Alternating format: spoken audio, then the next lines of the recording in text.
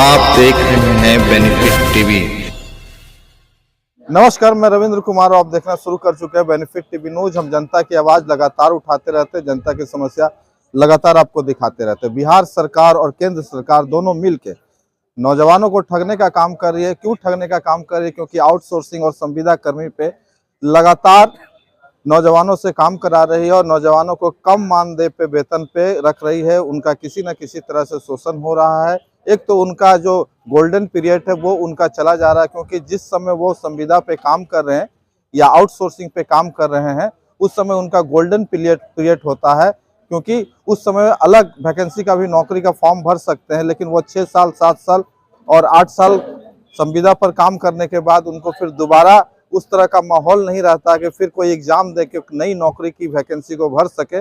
और सरकार लगातार इस तरह से हर विभाग में, बिहार सरकार लगभग 44 विभाग में संविदा पर लोगों को बहाल कर रही है और केंद्र सरकार जो है कई केंद्रीय विभाग में संविदा पर लोग को बहाल कर रही है, आउटसोर्सिंग पर लोग को बहाल कर रही है, जिसके कारण भारत के नौजवानों को काफ़ी दिक्कतों का सामना करना पड़ता है। जब भी नौजवान पढ़ लिख के IAS BA MA करके आते हैं तो उनको लगता है, उनके दिमाग में ये सपना होता है कि कहीं ना कहीं हमारा सरकारी जॉब लगे, और सरकार उन लोगों को ठगने का काम कर रही है, क्योंकि वो सरकारी जॉब के नाम पे आउटसोर्सिंग और संविदा पर लोग को बहाल करती है और सरकारी नौकरी दिन प्रतिदिन खत्म होते जा रही है। इसका कारण यह है कि सरकार कई विभागों को निजीकरण या प्राइवेट सेक्टर को उसमें दे दिया है, जिसके कारण ज़्यादातर लोग प्राइवेट सेक्टर में काम करने के लिए मजबूर हैं।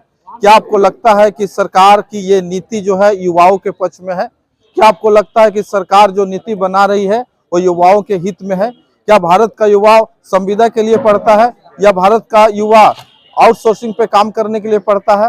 तमाम बातों के लिए कई सवाल उठते हैं और लगातार हम इस तरह के सवाल उठाते रहते हैं। इस तरह की जो कामना है युवाओं के मन में, जो जिज्ञासा है, आखिर सरकार इस तरह का कॉन्सेप्ट क्यों लाती है? 2 साल 4 साल 5 साल काम कराने के बाद उनका काम से हटा दिया जाता है बिगर नोटिस दिए हुए, क्योंकि वो कहते हैं कि हमारा जो कॉन्ट्रैक्ट था वो खत्म हो चुका है और आप इसमें आप काम नहीं कर सकते हैं।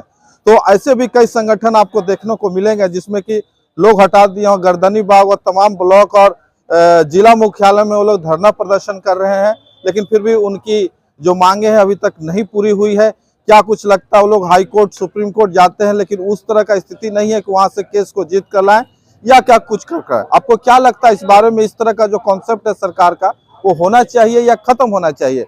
पूरे भारत के नौजवानों से आग्रह है कि इस मुहिम को ज्यादा से ज्यादा आगे बढ़ाएं। अगर आपने सरकार की बातों को सीरियसली लिया है, अभी तक अगर हमारे वीडियो को देखने से अच्छा लगा तो जरूर लाइक कीजिए। अगर वीडियो अच्छा लगा तो इसको ज्यादा से ज्यादा शेयर कीजिए।